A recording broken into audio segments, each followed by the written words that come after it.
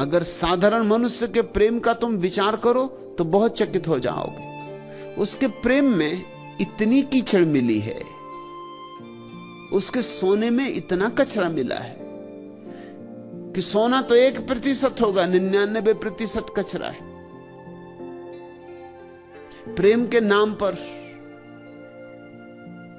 घृणा तक भीतर छिपी। तुमने ये बात गौर की? प्रेम को घृणा बनने में देर नहीं लगती, मित्र को दुश्मन बनने में देर कितनी लगती। जिस स्त्री के लिए तुम जान देने को तैयार थे, उसी की जान लेने को भी तैयार हो जाते हो, इसमें देर कितनी लगती। प्रेम इतनी जल्दी घृणा बन जाता है? प्रेम घृणा बन सकता है? और अगर प्रेम घृणा बन सकता है तो कैसा प्रेम? प्रेम घृणा नहीं बन सकता। फिर जो घृणा बन जाता है वह प्रेम था ही नहीं, कुछ और था। घृणा ही थी, प्रेम का मुखौटा लगाकर नाटक कर रही थी। प्रेम के नाम पर तुम शोषण कर रहे हो, प्रेम के नाम पर तुम एक दूसरे का उपयोग कर रहे हो, प्रेम के नाम पर तुम एक दूसरे की मालकियत कर रहे हो, प्रेम के नाम पर राजनीति है, कूटनीति है। प्रेम बड़ा लुभावना शब्द है, बड़ा प्यारा शब्द है, खूब उलझा लेता है। जिससे भी तुम कह देते हो मुझे आपसे बहुत प्रेम है, वही आपकी बातों में आ जाता है। तुम्हें खुद से भी प्रेम नहीं है, तुम्हें और किससे प्रेम होगा?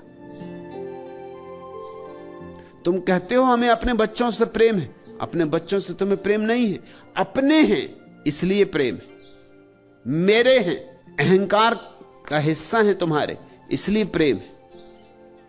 और अगर तुम्हारा बेटा प्रधानमंत्री हो जाए तो बहुत प्रेम पैदा हो जाएगा, और तुम्हारा बेटा अगर डाकू हो जाए और कारागृह में चला जाए तो तुम जाके अदालत में घोषणा कर दोगे कि मैं इंकार करता हूं कि ये मेरा बेटा है।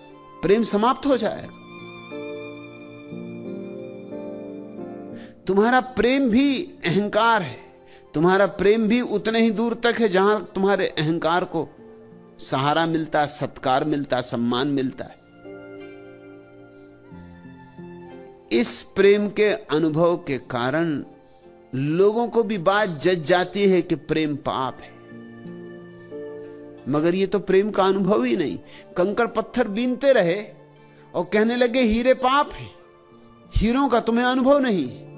प्रेम का थोड़ा अनुभव करो। प्रेम बड़ी अद्भुत घटना है, साधारण नहीं है, अलौकिक है। इस पृथ्वी पर स्वर्ग की छोटी सी जो किरण उतरती है उसी का नाम प्रेम है। इस अंधेरे में रोशनी की जो थोड़ी सी झलक उतर आती है उसी का नाम प्रेम है। इस पथरीले हृदय में जो थोड़ी आर्द्रता आ जाती है उसी का नाम प्रेम है। प्रेम का अर्थ है मैं किसी के जीवन में आनंदित हूं, किसी के जीवन से आनंदित हूं, अकारण। प्रेम का कोई कारण नहीं होता, कारण हो तो मोह और अकारण हो तो प्रेम। तुम किसी से कहो कि मैं इसलिए तुम्हें प्रेम करता हूं तो ये मोह, और तुम अगर कोई भी कारण न खोज पाओ, खोजो और न खोज पाओ, लाख खोजो और न खोज पाओ, और तुम्हें यह कहना पड़े कि पता नहीं क्यों, पर प्रेम है तो मोह नहीं।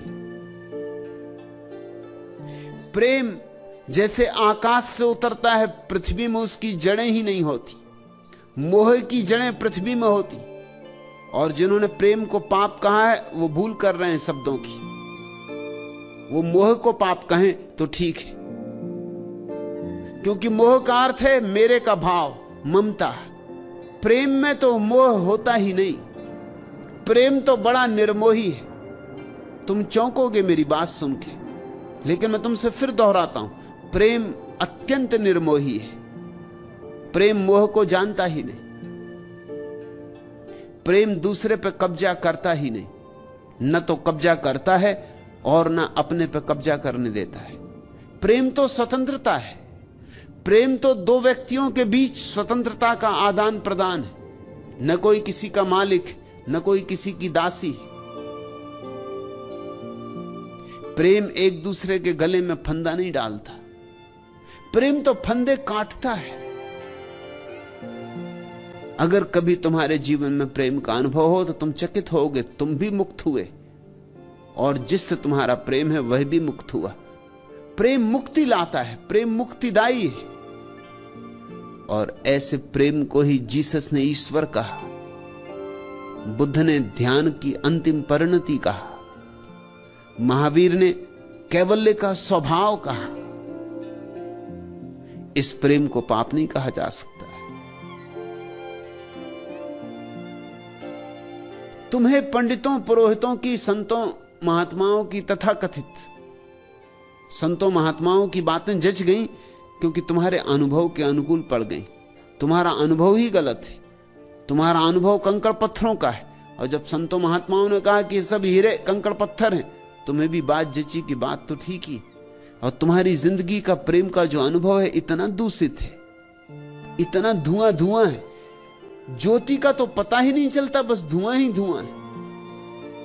कि जब पंडितों ने कहा कि आंखें खराब होती धुएं से और पीड़ा ही पीड़ा मिलती है, सुख मिलता कहां, तुमको भी बात जची क्योंकि यही तो तुम्हारा भी अनुभव है। लेकिन मैं तुमसे कहता हूं, प्रेम निर्धूम शिखा है, प्रेम से धुआं पैदा नहीं होता। हां, प्रेम में जो कचरा है उसके जलने से धुआं पैदा होता है। ऐसा समझो कि तुम लकड़ियां जलाते हो, कब धुआं पैदा होता है और कब धुआं पैदा नहीं होता, तुमने विचार किया? लकड़ियों के जलने से धुआं कभी पैदा नहीं होता। अगर लकड़ियां सूखी हो, अगर उनमें पानी ना हो भीतर, अगर गीली ना हो, तो लकड़ियों से कभी धुआं पैदा नहीं होता। अगर लकड़ी सच में ही सूखी हो, पूरी सूखी हो, उसमें रत्ती मात्र भी जल का अवशेष ना रहा हो, तो जरा भी धुआं पैदा नहीं होगा। लकड़ी के जलने से धुआं पैदा नहीं होता। लेकिन लकड़ी गीली हो तो धुआं पैदा होता है। वो गीलापन लकड़ी नहीं है, विजाती है। तुम्हारे प्रेम से अगर तुम्हारी आंखें अंधी हो रही हैं और धुआं पैदा हो रहा है और जिंदगी में काली खा रही है और जिंदगी उलझन में भरती जा रही है और क्रोध होता है, वैमनस्य होता है, ईर्ष्या है, जलन है, ये सब पैदा हो रहा है, तो समझ लेना कि तुम्हारे प्रेम में अभी कचरा बहुत है, विजातीयता बहुत है। इसको अगर कोई पाप कहे तो ठीक, लेकिन ये प्रेम को पाप कहना ठीक नहीं। प्रेम से तो कभी धुआं पैदा नहीं होता। अगर तुम्हारे प्रेम से धुआं पैदा होता है तो लकड़ियों को सुखाओ थोड़ा और, निर्मोह करो प्रेम को। मोह लकड़ी को गीला रखता है। निर्मोह करो प्रेम को, अनासक्त करो प्रेम को। प्रेम को घृणा से, ईर्ष्या से, जलन से मुक्त करो और फिर तुम हैरान हो जाओगे कि प्रार्थना की जरूरत ही ना रही, तुम्हारा प्रेम ही प्रार्थना बन गया। और जीवन ने जो अवसर दिया है प्रेम का, इसे ऐसे ही मत गंवा देना। इससे लोग दो तरह से गंवाते। एक तो वे लोग हैं जो प्रेम के नाम पर कुछ और करते रहते हैं और उसे प्रेम समझते, उनको मैं भोगी कहता हूं, संसारी, वे जीवन गंवा देते। और दूसरे वे हैं जो संसार से भाग जाते, प्रेम के कूड़े करकट से डर के भाग जाते। कुछ ने कूड़ा करकट छाती से लगा लिया है, कुछ कूड़े करकट से डर के भाग गए। जिन्होंने कूड़ा करकट छाती से लगाया है वो भी सोने को ना खोज पाएंगे, और जो कूड़े करकट से डर के भाग गए वो सोने से भी भाग गए, क्योंकि सोना और कूड़ा करकट सब यहां मिला हुआ है। वे भी कभी प्रेम को ना जान पाएंगे। जिनको तुम सन्यासी मानते रहे हो वे भी प्रेम को नहीं जान पाते, जिनको तुम संसारी जानते हो वे भी प्रेम को नहीं जानते। भोगी भी वंचित, योगी भी वंचित, अलग अलग ढंग से वंचित, मगर दोनों वंचित। एक कूड़ा करकट पकड़ने के कारण वंचित, एक कूड़ा करकट छोड़ने के कारण वंचित। लेकिन दोनों नहीं देख पाते कि कूड़े करकट में कुछ छिपा है। मिट्टी में कमल छिपा है, ये दोनों नहीं देख पाते।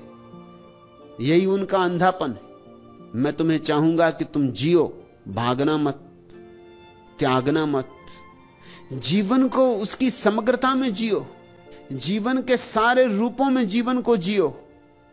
हां, इतना ही ख्याल रहे कि जो रूप तुम्हें कष्ट दे, जानना कि उसमें निखार करना है। छोड़ना नहीं, निखार करना है। त्यागना नहीं, उसमें कुछ गलत है, उस गलत को रूपांतरित करना है।